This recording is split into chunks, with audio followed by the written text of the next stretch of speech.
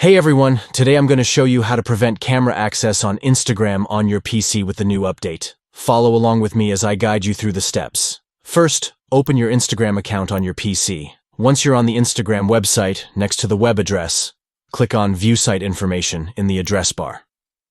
This will bring up a menu with various options. From there, click on Open Site Settings to access the site settings for Instagram. This is where you can manage the permissions for the website. Now, under the Permissions section, look for the Camera option. You'll want to disable the camera permission to prevent Instagram from accessing your camera on your PC. And that's it. By following these simple steps, you can easily prevent Instagram from accessing your camera on your PC. This is a great way to protect your privacy and ensure that your camera is only used when you want it to be. Thanks for watching, and I hope this tutorial was helpful for you.